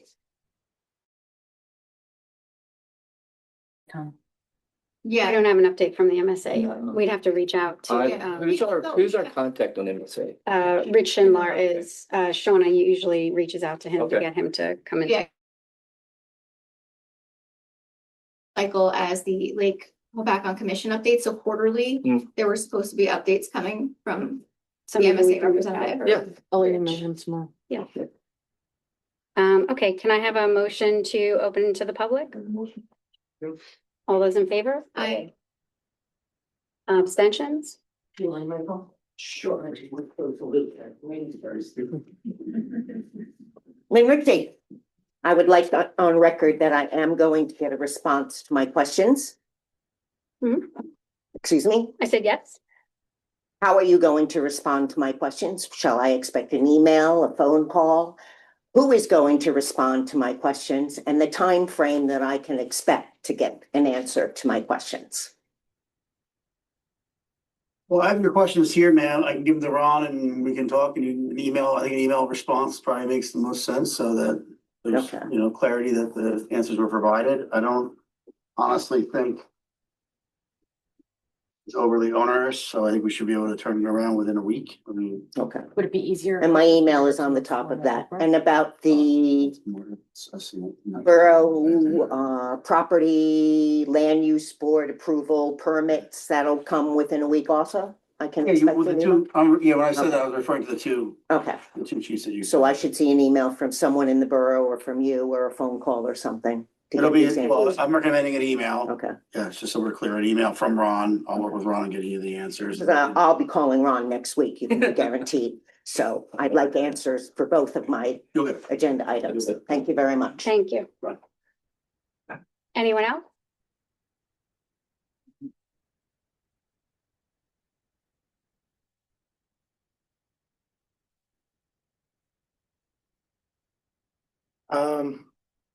Thank you for all the information we received tonight. I learned more about the budget today than I have thus far, and I think some of us also learned a lot more. So the tipping fees and the healthcare, thank you for all the work that you put on that, for the health, plan. It seems as though that's gonna be very helpful for the borough in the future. As far as these tipping fees, look, they were unforeseeable, but Mayor, you yourself just said that they're gonna continue to go up.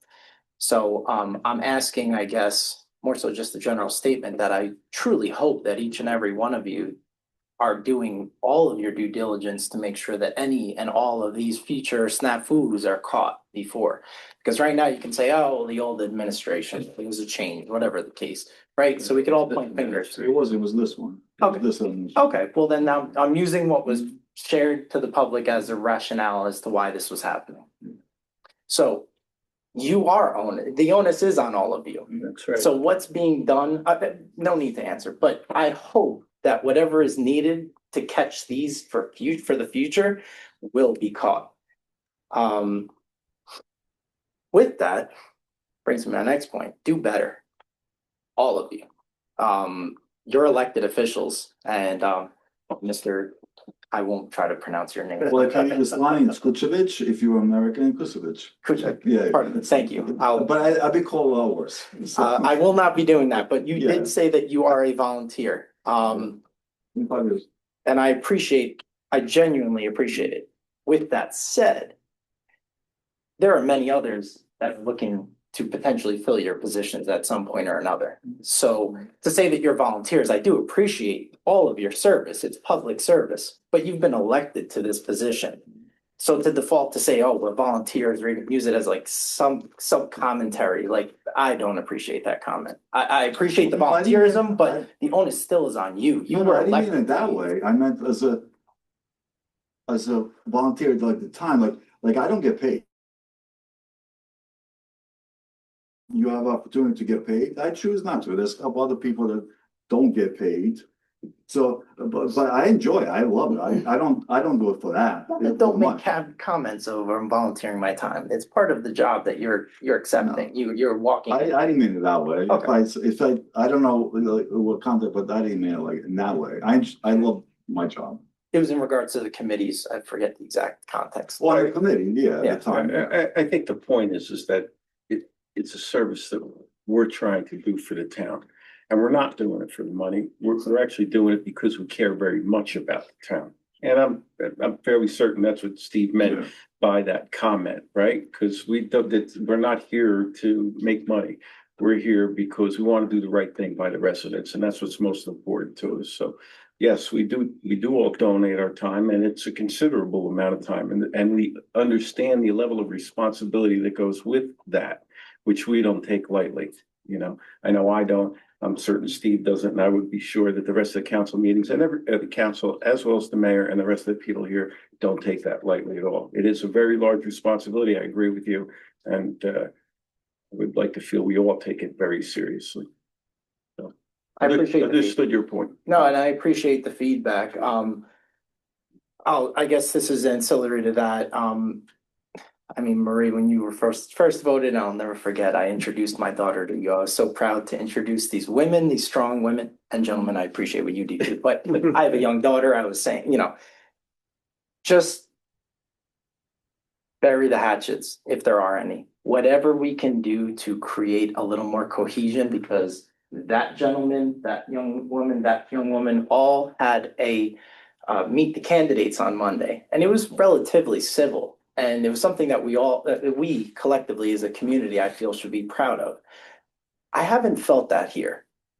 on many occasions. Now, I'm new to the town, I'm new to these meetings, but I've felt that there's just some tension, let's say. So if that is prohibiting things happening for the community, then kindly do your best to absolve those differences. I will leave with this, the ice facility. I'll simply say that it was discussed last meeting, introduced in whatever fashion it was. I would like somebody to take accountability or collectively take accountability because I feel as though I don't have all the information. I don't feel that we all collectively have it, but I think somebody should start finding out the information because other boroughs are taking action, other towns are taking action, maybe not action, but at least making statements, make a comment. We are the largest lake in Jersey, I'm told. I don't know if there's gonna be any ramifications from this facility, but if so, I mean, I just moved here. I very well may be moving right out if there will be implications because my property may lose value and others may lose value. So I think it's a very important issue. Politics aside, it's trying not to get tied into the minutia, but I think somebody should be looking into this. And as collectively as a town, we should have a say or have some position on this.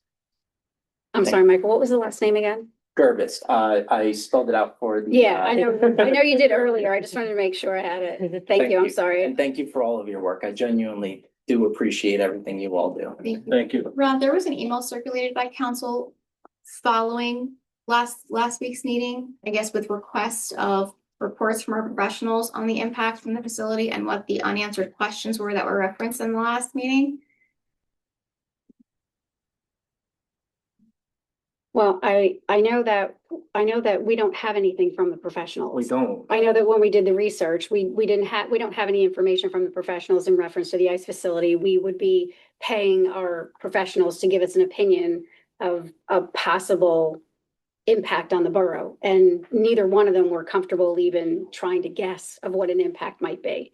As for the rest of the information, I don't think that we were trying to get all the, again, with the budget happening, it's not like this is just, we're just sitting around doing nothing or Ron's sitting around doing nothing, but I know that they were looking to try to get some information from some other municipalities to see, because we hear a lot, well, all these towns are doing it, yet we're doing research. We're not finding that, not that you're not telling us the truth, but we're having a hard time finding that because a lot of municipalities are not passing resolutions. They are making just statements in reference to this. And that's what we had started on. And then everything went I haywire. think yesterday or today, I think the DHS came down, they put a hold on until they do an environmental. Yeah, impact. they're still doing things at the site. I mean, if you go to the site, they're still doing things. There's fencing that's going to go up. There's going to be some security things that are happening, some more cameras at it and whatnot. So as far as it's on hold before they're able to get the environmental impact study done, which thank goodness that's going to happen. They're still going to be moving ahead with certain things at the site. But I know that we had started doing that. We had Mount Arlington's, we had reached out for Jefferson, because we sent out something to wait to see what everybody was doing to get us back their feedback. So from an operational point of view, I'm not attached that when they came out today and said they were going to do an environmental impact, well, we'd have to measure against that too, though, but once we get all the compilation from all the towns, of course, we can get all of that out to everyone. Just make a note, the debate is not in the audience, and next week, if he shows up here, somebody's gonna have a. oh, I'll take care of that one. I'll take care of that one. Is there anyone else from the public that has a comment? Keith? Quick question for Ron. Do you think that the really, really nasty winter that we had any effect on that bell? It didn't help it. Okay. It didn't help any of the systems. Right, okay. We had one of the coldest winters on recorded history. We Tell had me about it. What hurts us the most is what we've been through this week. We had 70-degree days and 36-degree nights. Right. that makes it expansion contraction. And I don't want to play, but I mean anymore, but there's a huge difference between our sewer utility and our water utility. Our sewer utility was engineered, it was put in by professionals, it was put in by a construction company. It's very standard. our water system is a combination of a whole lot of these little lake community wells and sewer and water systems that the borough absorbed. Right. So it's not all the same, it's all different materials, different joint capacities, different valves. Yeehaw. And some galvanized, some lead, some, you name it. So we just continually chase that. It is not a good, in my opinion, fiscal business to be in, back on is the water utility. But that's just one opinion. Okay, very good. And there was something, oh, and I think actually that with the ice thing, I think with the sewer, the sewer thing that we've developing and whatever, I think that's our first step. For what? Oh, you mean the septic? For the ice. Oh, the MSA. So the MS step. Yeah, our ice, you know, it's our answer. It's our first step in our answer to them saying like, you know, how are we, you know, their impact versus our impact. And we can sit there and say, well, look, we're looking at it. Well, that, plus we have emergency services, fire EMS, which is volunteer, that has an impact. Yep. So there's a lot of, public land. We should get that gate that's down by that ramp. Anyway, all right, very good. I think you know what I'm talking about. Yeah, thanks, Pete. Anyone else?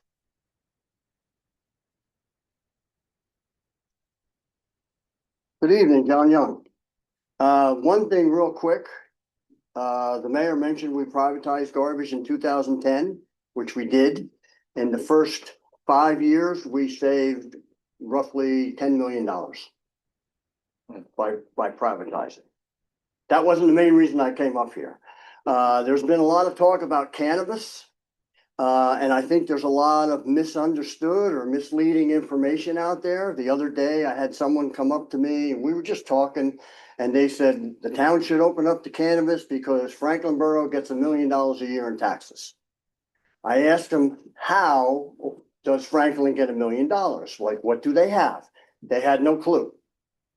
So I'll tell you how. They do get a little over $1 million a year. They have a grow facility. It's operated by Ascend New Jersey LLC. That's all they allow. They don't allow dispensaries. They don't allow anything else. They allow a grow facility. That facility is a 120,000 square foot facility. Now, to put that in perspective, BJ's in Roxbury is 87,000 square feet. Home Depot is 100,000 square feet. 2 football fields complete with all 4 end zones is 115,000 square feet. So you could fit 2 football fields inside that. And if you want to look at it in the terms of acres, 120,000 square feet is 2.75 acres. So I don't foresee, we don't have any buildings of that size in Hopatcong. I don't foresee anyone building anything like that because most of our undeveloped property is either wetlands or rock, and a lot of it sits in environmentally protected zones. A lot of it's in highlands, you know. So I'm only saying this because when you hear somebody say Franklin gets $1 million in cannabis, you know how. And, you know, so I don't think we're ever going to see that. That's my point. Okay.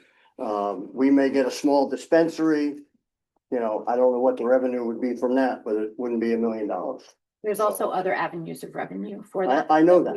I that understand that. You know, I've really done a lot of research into the So have ordinance I. and And I didn't come here to discuss it. I came here to clear up that point that somebody made to me that they heard. I don't know where they heard it. I didn't ask them where they heard it.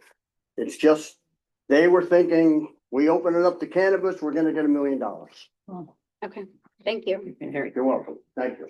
John, where is that? Anyone else have a comment? Where is that located? Franklin Borough. No, I know, what street? 23. It's on. Rob Howard, so I had something to put out there was the garbage. Check in with Chatham. So Chatham did something a little bit different. What they did is they allocated to each residence a number of garbage bags, basically. And what it does is it caps the per house, you know, version of the garbage. if they exceed that, so if you want to put out 15 bags a day or every time the garbage comes, when they run out of bags, they have to buy more. So that offsets the cost. Maybe something to think about. It seems to work. I think initially it probably gets a little bit of flack because they're like, oh my God, because you're restrained. But really, if you're a normal, normal residents, you probably don't exceed that allocation. And you can set it for whatever you want. Is it Chatham Township or Chatham Borough? It's right on the edge of Summit, so Okay, that side. okay. Second thing is I'll put my ambulance hat on. Jen's been trying to get some research done on LoSAP. And when we did the referendum, and then we've made changes with the ordinances, she's been trying to get answers on what goes first, chicken or the egg. And we've made changes, and did we do it accurately or not? Because we're not funding LoSAP the way the referendum says. So we've made changes and just want clarification on what's the process. The other one was Rachel talked about committees. You guys are all on these different committees. You don't show up to them. So we have an emergency services committee. Jen, I thank you because you've come to every meeting, not only this round, but also when you were councilwoman before. So I appreciate your time. But we have other members on that committee. Haven't seen them. We have a meeting every third Tuesday, 7:30. Thank you. Thanks, Rob. Anyone else? Not seeing anything. Motion to bring it back. Motion. Second. All those in favor? Aye. Abstentions? I do not have any other mayor's comments. We do not have an executive session. Can I have a motion to adjourn? Motion. Second. All those in favor? Abstention? Sure.